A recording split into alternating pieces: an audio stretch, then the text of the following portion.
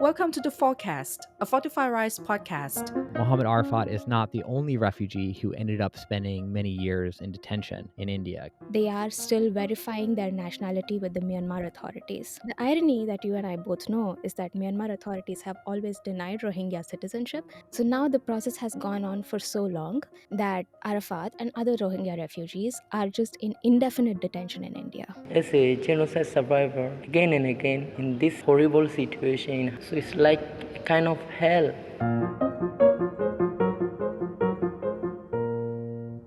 Hello, and welcome back to the show. My name is John Quinley, and I'm a director at Fortify Rights, and I'll be the host of the podcast today. Joining me today is Pavani Nagarachabat, an investigations associate with Fortify Rights. Welcome, Pavani, to the show. Thank you, John. On today's episode, we'll be discussing the arbitrary detention of Rohingya refugees in India. The Rohingya are an ethnic group who fled genocide in their home country of Myanmar. Rohingya fled to neighboring countries including Bangladesh, Malaysia, and India. Over 20,000 Rohingya refugees are registered with UNHCR in India today. Indian authorities have detained Rohingya refugees all over the country for immigration-related offenses. Today, we will hear from Mohammad Arfat, a Rohingya refugee and human rights defender who has been detained in India for more than 3 years and 6 months. Friends, when I'm working somewhere, I feel unsafe as a human rights defender. So I decided to go a safe place, what is called India, as all knows that as a displaced person, as a genocide survivor, we don't have proper documentation. So for that reason, I've been suffering in a prison life from last 4 years. Till now, I'm not gonna be released. So I'm requesting to each and everyone to save my life and others who are suffering the same way, as a genocide survivor, again and again in this horrible situation. So it's like a kind of hell. We must be strong. We must fight together. That was Mohammad Arfat in his own words. To support Mohammad Arfat, Fortify Rights filed a case to the UN Working Group on Arbitrary Detention on behalf of him, seeking a ruling from the working group on his indefinite and years-long detention in India, and advocating for his immediate and unconditional release. Pavani, surely Mohammad Arfat is not the only refugee who ended up spending many years in detention in India. Can you explain why Indian authorities are detaining refugees and how it constitutes arbitrary detention under international law? I think let's start with simplifying what arbitrary detention means. It is detention of a person, so deprivation of his or her liberty through unlawful means or for unlawful reasons. At this point, the person who has been deprived of liberty may not have recourse to fair trial or any other remedies, and maybe they were detained for even exercising a right that they should fundamentally be able to exercise.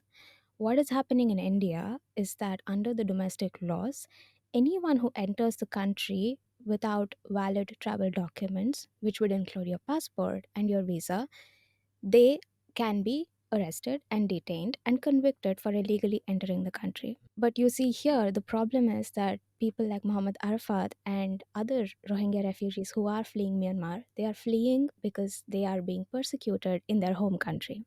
So, applying this domestic law to refugees is not okay under international law. Arafat was detained along with 6 other Rohingya refugees under this law, and then he was sentenced under this Foreigners Act as well as a provision under Foreigners Rules, which is no longer in effect in India. And all of the other refugees have also been detained similarly. The court passed a sentence where he was imprisoned for a year and they also fined him 1000 rupees. Arfat has already spent 1 year in prison by this time, even by the time the court has passed the sentence. So he should have been released. And the court also noted that he has spent a year in detention already.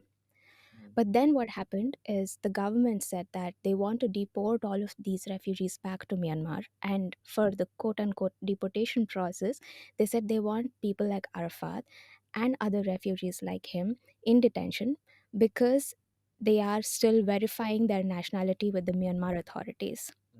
The irony that you and I both know is that Myanmar authorities have always denied Rohingya citizenship and they refuse to even call them their nationals. So now the process has gone on for so long that Arafat and other Rohingya refugees are just in indefinite detention in India. And I guess I want to add, Vani, that not only have successive former Myanmar governments and militaries not allowed Rohingya to be citizens of the country, under the current military coup, there's an active war going on in Arkan state. So Rohingya going back, even if they could become citizens, would be affected by the ongoing war. And we're documenting killings and arrests and arbitrary detention of Rohingya. So I think even if they were given citizenship at this time, it's still impossible to go back to Arkan and be safe. And also to return to their homes, because we also know that so many of the Rohingya are in internally displaced camps. They're not even living in their own homes right now. Can you explain more about the submission itself that we filed to the UN Working Group on Arbitrary Detention, why it's important for Mohammad Arfat, but also for other refugees, and what kind of like precedent it kind of brings? So in May of this year, Fortify Rights submitted a complaint on behalf of Mohammad Arafat, and it is just an individual complaint on his behalf, in which we argue that Mohammad Arafat's deprivation of liberty constitutes arbitrary detention. So the UN Working Group on Arbitrary Detention, it has specified 5 categories or 5 criteria under which deprivation of liberty can be arbitrary. And the submission argues that under all of those categories, his detention is arbitrary. There is no clear basis for depriving his liberty. If you look at the facts, at this point for the last 2.5 years, he's been in detention for no reason. There are no charges against him. Second, he has been deprived of his liberty for exercising his right to asylum from persecution, which is a right under the Universal Declaration of Human Rights. Third, his trial has been delayed for years. Mohammad Arfat's brother filed a petition in Assam High Court because he is detained in the state of Assam, in Matia detention center. Mohammad Arafat's brother filed this petition and seeking his release. And the, there have been at least 14 to 15 hearings where the state has constantly asked for adjournments because they are still waiting for Myanmar authorities to verify his nationality. So this has been delayed unduly. And at this point, Mohammad Arfat does not have any hope from the process itself. Fourth, he's in prolonged custody for being a refugee without effective judicial remedy, with all of the delays. And finally, his deprivation of liberty is due to his ethnicity. So we argue on all of these 5 grounds that what is happening to Arafat constitutes arbitrary detention. What do we expect from this? So we have made a bunch of recommendations to the working group asking them to determine, first of all, that this is arbitrary detention. And secondly, to also urge the Indian government to stop sending him back to Myanmar forcefully. This is a person whose father was also killed during the genocidal attacks. So he faces threats when he goes back. A lot of people like him have fled genocidal attacks and they do face threats when they go back. So basically, we're asking, please release these people who are not being charged of any offenses. We're asking, do not send them back to a country where they are at threat of persecution. We're saying amend the immigration laws to be in line with international standards. And India's obligations under its domestic framework as well. Are there good domestic mechanisms to support refugees? Well, India hasn't signed the 1951 Refugee Convention, and neither has it, signed the 1967 protocol that is attached to the convention. So the popular argument is that it's not binding on us. But a lot of refugee law also has authoritative value because it is practiced widely, and UNHCR does function in India, helping the government recognize individuals as refugees or not. There are also certain laws that you cannot violate regardless of whether you are or you are not a party to the convention. So for instance, if we are talking about forcefully sending people back to Myanmar, you don't have to be a party to the Refugee Convention or to the Torture Convention for that to be applicable to you. it is a non-derogable norm of international law. And in terms of domestic law, it is high time that a lot of these laws are brought in line with international law, whether it's the Foreigners Act or the Foreigners Rules. They have to be brought in line with international law, because we're also dealing with laws that were, written in 1946, and, Yeah. before Yeah, independence. exactly. Yeah. Can you talk a little bit about India's kind of positive history of welcoming refugees over many years? Yeah. I don't know if I can talk about all the communities that, we've welcomed as a country, but I have seen and I have been to visited so many places where little Tibet exists in India. And they have, so the Tibetan community, the Tibetan refugee community, is just part of us now. And in the little Tibets that I visited, you can see the temples, you can eat their food, and you can go pray there, you can buy things that they are making. So they have assimilated into the community. And I feel like we have all of these practices. They do exist in different parts of the country, whether we're talking about Delhi, we're talking about Bangalore, in Karnataka. I visited a bunch of these places where you can see that we just live peacefully with each other. And I believe that this can be possible for other groups of refugees too. I know you've also worked with the Chin community in India as well. Can you tell us a little bit more about that? So the Chins are another ethnic group of Myanmar who are also fleeing because of the violence that has happened after the failed coup of 2021.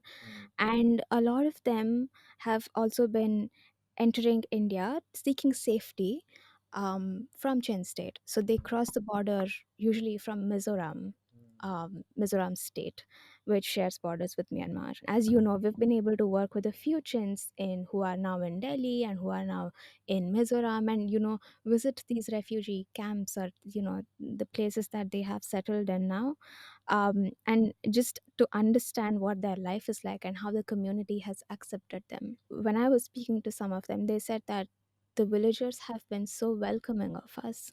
Mizoram state as well has made it possible for the Chins to have identification of some kind, to be registered properly within the state system, and that gives them more of a security to live in the state, and to not constantly fear that they're going to be arrested and detained.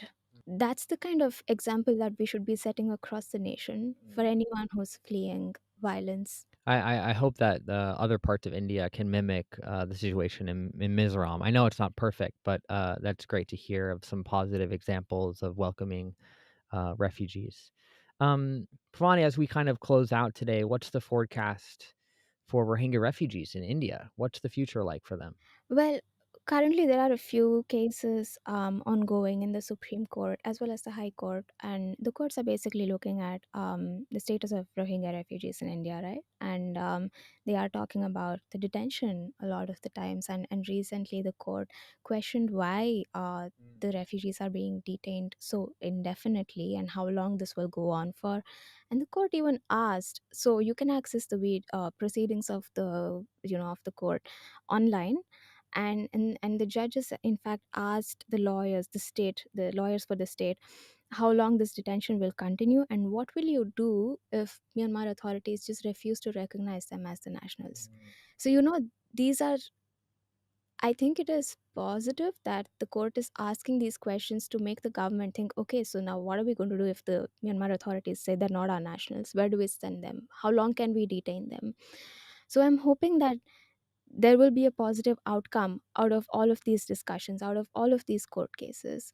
Now that we also are just coming out of the general election, and with some hope that we can continue to be a welcoming country, a truly secular country.